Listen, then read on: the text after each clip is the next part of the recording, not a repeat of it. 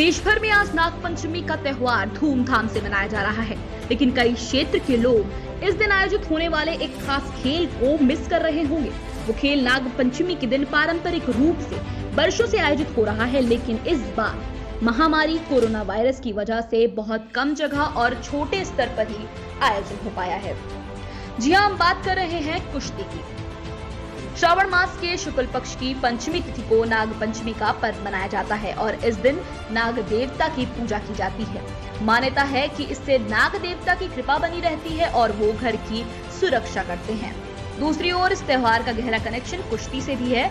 इस खास दिन अखाड़े को सजाया जाता है और पहलवान वर्जिश करते हैं और दम दिखाते हैं। सोनभद्र के ओबरा के गांधी मैदान में कुश्ती का आयोजन किया गया, जहां मुख्य अतिथि के रूप में पूर्व हॉकी खिलाड़ी व पूर्व नगर पंचायत प्रतिनिधि रमेश सिंह यादव, जिन्हें ओबरा की जनता जल पुरुष के नाम से भी पुकारती है, वो खिलाड़ियों के उत्साह वर्धन के लिए पहुंचे। कुश्ती में जीतने वाले खिलाड़ियों को इनाम भी दिए गए। इस दौरान जल पुरुष रमेश सिंह यादव ने कहा कि देश में नाग पंचमी का त्योहार मनाया जा रहा है और मेरी तरफ से समस्त नगरवासियों व देशवासियों को नाग पंचमी की हार्दिक शुभकामनाएं। इस दौरान उन्होंने कहा कि इस त्योहार पर गांव में हमेशा कुश्ती का आयोजन किया जाता रहा है। इसी उपलक्ष्य में यहां भी कुश्ती का आयोजन हो रहा है।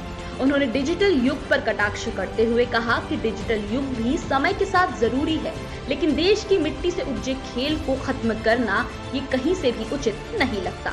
मैं भी खुद एक राष्ट्रीय स्तर का खिलाड़ी रह चुका हूँ। हालांकि मुझे वर्तमान में खेल की स्थिति और दुर्दशा को लेकर काफी दुख होता है। जिस जनता के बल पर मोदी जी आए हैं, उसी चीज को वो खत्म करने पर उतारू है। स्कूल में भी कुश्ती का समय समय पर आयोजन किया जाना चाहिए। सोनभद्र की मिट्टी में इतनी ताकत है कि कई विश्व स्तरीय खिलाड़ी यहाँ से निकल सकते हैं, बस उन्हें सही गाइडेंस देने की जरूरत है। लेकिन जिस तरह से देश का विकास वर्तमान सरकार करने में लगी है, उस तरह तो देश में खिलाड़ी उत्पन्न हो ही नहीं पाएंगे। देश की अर्थव्यवस्था चौपट कर दी जा रही है और कंपनियों तक को बेच दिया जा रहा है। जल पुरुष रमेश सिंह यादव ने इसी दौरान ओलंपिक में सभी खिलाड़ियों का धन्यवाद अर्पित किया, जिन्होंने देश के लिए मेडल लाया है। जल पुरुष ने वर्तमान खेल व्यवस्था को लेकर दुख प्रकट किया, वर्तमान सरकार पर किया कटाक्ष। जनपद सोनभद्र से संवाददाता अनुज जायसवाल के साथ सत्या द्विवेदी की रिपोर्ट।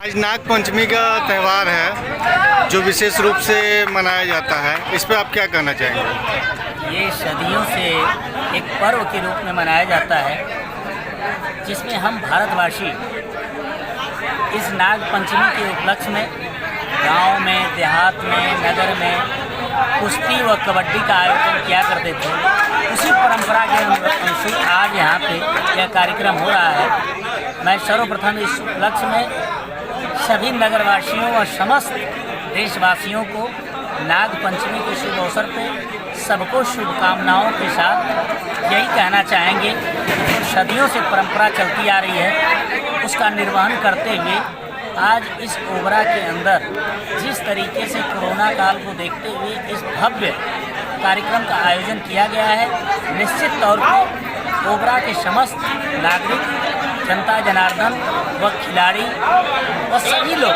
बधाई और धन्यवाद के पात्र हैं, जो इस तरह के कार्यक्रम हमारे देश में और हमारे नगर में कराया करते हैं। इसके लिए मैं पुनः आप सभी का धन्यवाद ज्ञापित करता हूँ। डिजिटल युग में आजकल पहलवानी का ये सब खत्म होता जा रहा है, इस पर आप क्या कहेंगे? लोगों को क्या संदेश देना चाहेंगे?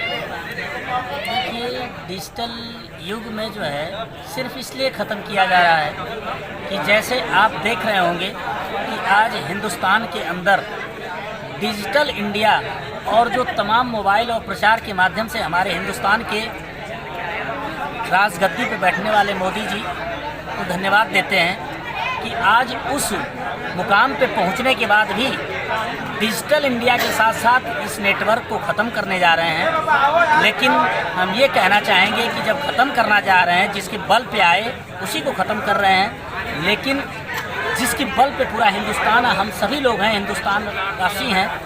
आज गांव, देहात, नगर से इसका प्रयोग किया जाता था और कुश्ती दंगल अखाड़ों में लड़ी जाती थी। मैं उन सदियों से अपने पुरखों पुरानियों को धन्यवाद देते हैं कि किस तरीके से उस युग से आज इस युग में प्रवेश किए हैं, लेकिन उस युग को हमेशा याद किया जाएगा। ओलंपिक से लेकर वर्ल्ड चैंपियन और कॉमनवेल्थ गेम में तमाम तरह के कुश्तियों का आयोजन किया जाता है। जब देश में कुश्ती का ही आयोजन नहीं होगा तो खिलाड़ी कैसे उत्पन्न होंगे? ये देश की स्थिति आज जो चल रही है वो उसी का पर्याप्त सबूत है। देश कहाँ जा रहा है तो खेल के बारे में क्या हमको कहना, क्योंकि हम खुद एक राष्ट्रीय स्तर के खिलाड़ी रहे हैं। लेकिन इस माध्यम से हम कहना चाहेंगे कि हर स्कूल में खेल को बढ़ावा देने के साथ साथ एक अनिवार्य विषय कहा तो गया है, लेकिन अनिवार्य विषय के रूप में उसका पालन नहीं किया जाता है। हम चाहेंगे कि उसका पालन किया जाए ताकि हम स्वस्थ रहें और सभी को स्वस्थ रखें। हॉकी में पुरुष इंडिया ने मेडल लाया, इस पे आप क्या कहेंगे? आप एक हॉकी खिलाड़ी रह चुके हैं। सभी